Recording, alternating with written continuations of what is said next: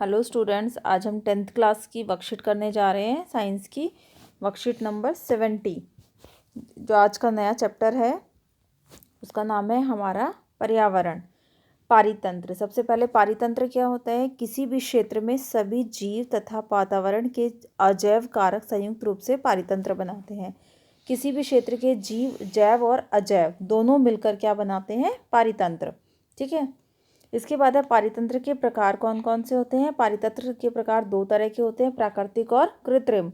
पारितंत्र जो प्रकृति में पाए जाते हैं जैसे कि तालाब और झील, ये प्रकृति ने खुद बनाए हैं, तो ये हमारे क्या होते हैं? प्राकृतिक पारितंत्र। और कृत्रिम पारितंत्र में जो कि मानव खुद निर्मित करता है, मानव बनाता है, जैसे कि खेत, बाग और एक्वेरियम, ये हो गए हमारे कृत्रिम पारितंत्र। अब पारितंत्र के घटक दिए हुए हैं, अजैविक घटक और जैविक घटक। अजैविक होते हैं हवा, जल और भूमि। जैविक घटक में आते हैं पौधे और जानवर। अब जो जैविक घटक है वो क्या है? वो फिर तीन तरह से होते हैं, उत्पादक, उपभोक्ता और अपघटक। उत्पादक में क्या आते हैं? उत्पादक में हमारे आते हैं शाकाहारी, नहीं सॉरी, उत्पादक, उपभोक्ता और अपघटक, ये तीन तरह के होते हैं। ठीक है। जो उपभोक्ता होते हैं वो हमारे चार तरह के होते हैं, शाकाहारी, मांसाहारी, सर्वाहारी और परजीवी। इसके बाद है अजैविक घटक। अजैविक जो कि हवा, पानी और भूमि, प्रकाश, तापमान आदि को अजैविक घटक कहते हैं। जितने भी निर्जीव घटक होते हैं वो सब क्या होते हैं? अजैव घटक होते हैं। और जितने भी सजीव घटक होते हैं वो हमारे जैविक घटक होते हैं, जैसे कि पौधे, जानवर, सूक्ष्मजीव आदि को जैविक घटक कहते हैं। ठीक है। इसके बाद हम देखेंगे पोषण के आधार पर जैविक घटकों को निम्न में बांटा गया है। जैसे कि अभी हमने ऊपर पढ़ा उत्पादक। ठीक है। उत्पादक के बारे में अब हम पढ़ेंगे। सभी हरे पौधे व नील हरित शैवाल अपना भोजन प्रकाश संश्लेषण के द्वारा बनाते हैं, इन्हें उत्पादक कहते हैं। इसका मतलब है जो भी जीव अपना भोजन स्वयं बनाते हैं उन्हें क्या कहते हैं? उत्पादक। ठीक है। अब हम सेकंड पढ़ेंगे उपभोक्ता। उपभोक्ता कैसे होते हैं? ऐसे जीव जो अपने भोजन के लिए परोक्ष या अपरोक्ष रूप से उत्पादक पर निर्भर रहते हैं, या तो डायरेक्ट इस पे निर्भर रहते हैं या फिर इनडायरेक्ट इस पे निर्भर रहते हैं। जैसे कि शाकाहारी। शाकाहारी क्या होते हैं? पौधे खाने वाले जीव, जैसे कि बकरी और हिरण अपने खाने के लिए किस पर डिपेंड है?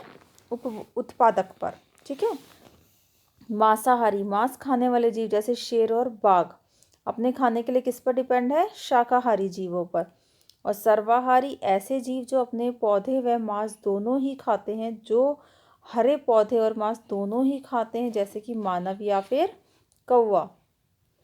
ये किस पे डिपेंड होते हैं? ये उत्पादक पर भी डिपेंड होते हैं और शाकाहारी पर भी और मांसाहारी दोनों पर डिपेंड रहते हैं। अब हम पढ़ेंगे परजीवी। परजीवी क्या होते हैं? दूसरे के शरीर पर रहकर भोजन प्राप्त करने वाले जीव, जैसे कि जूं मनुष्य के शरीर पर रहती है, सर पर रहती है, और अमरबेल, ये क्या करते हैं? अपने भोजन के लिए दूसरों पर निर्भर रहते हैं, उनके ऊपर रहते हैं। नेक्स्ट है अपघटक। वो जीव जो मरे हुए जीव व पौधों को सरल अणुओं में अपघटित करते हैं, जैसे कि जीवाणु जो मरे हुए जीवों से अपना भोजन प्राप्त करते हैं, उन्हें क्या कहते हैं? अपघटक। इसके बाद है आहार श्रृंखला। यह एक ऐसी श्रृंखला है जिसमें एक जीव दूसरे जीव को भोजन के रूप में खाता है, जैसे कि घास को किसने खाया? हिरण ने। हिरण को किसने खाया? शेर ने। एक आहार श्रृंखला में उन जैविक घटकों को जिनमें ऊर्जा का स्थानांतरण होता है वो क्या कहलाते हैं? पोषी स्तर। एक आहार श्रृंखला में जैविक घटकों को जिसमें ऊर्जा का स्थानांतरण होता रहता है उसे क्या हम कहेंगे? पोषी स्तर। अब पोषी स्तर पर ऊर्जा का प्रवाह कैसे होता है? एक ही दिशा में होता है। हरे पौधे सूर्य से प्राप्त कुल ऊर्जा का केवल 1% भाग ही भोजन में बदल पाते हैं। बाकी कितना है? 90% भाग वो 1% भाग खुद यूज़ करते हैं, बाकी जितना भी भाग है वो सारा, जैसे पौधे हैं, पौधे क्या, जैसे पोषी स्तर पर ऊर्जा प्रवाह केवल एक दिशा में होता है। हरे पौधे सूर्य से प्राप्त ऊर्जा का केवल 1% भाग ही भोजन के रूप में बदल पाते हैं। ओनली 1% भाग ही वो अपने भोजन के रूप में बदल पाते हैं। 10% नियम क्या होता है इसमें समझेंगे हम। एक पोषी स्तर से दूसरे पोषी स्तर में केवल ऊर्जा का प्रवाह 10% ही हो पाता है। जैसे ये दिया हुआ है एक नीचे, उत्पादक, प्राथमिक उपभोक्ता, द्वितीय उपभोक्ता और तृतीय उपभोक्ता। तो यहाँ से पोषी स्तर में ऊर्जा का प्रवाह पहले तो नीचे से ऊपर वाले डायरेक्शन में होगा और केवल 10% ही ऊर्जा का प्रवाह हो पाएगा। बाकी 90% ऊर्जा जो होगी वो कंज्यूम कर ली जाएगी, यूज़ कर ली जाएगी। ठीक है। तो ऊर्जा का ह्रास होने के कारण आहार श्रृंखला में 3 या 4 पोषी स्तर होते हैं। ठीक है। इसके बाद हम पढ़ेंगे जैव आवर्धन। जैव आवर्धन क्या होता है?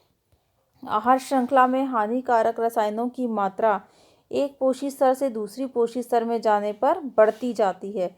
रासायनिक पदार्थों की मात्रा नीचे से ऊपर, ऊर्जा का प्रवाह हो रहा है तो नीचे से ऊपर जाने पर क्या होता है? हानिकारक रसायनों का जो मात्रा है वो बढ़ती जाती है नीचे से ऊपर में।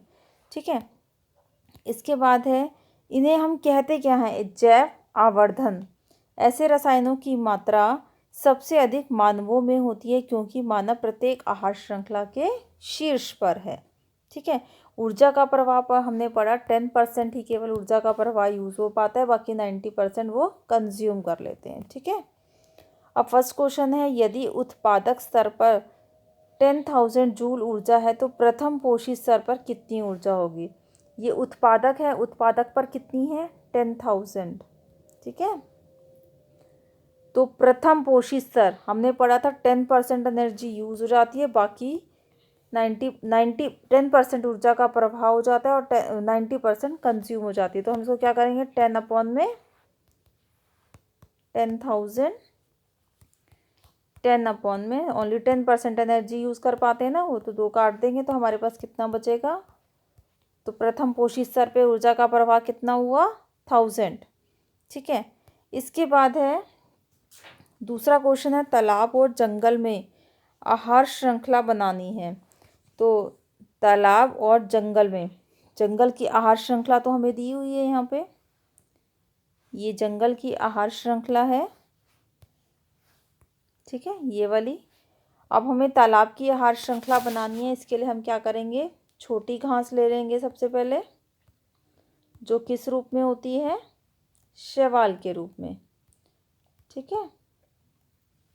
इसके बाद होते हैं कीट, छोटे छोटे कीट, जिसको हम लार्वा के रूप में भी ले सकते हैं। ठीक है। ये किसे खाते हैं? छोटी मछलियों को। और इसके बाद ये किसे खाते हैं?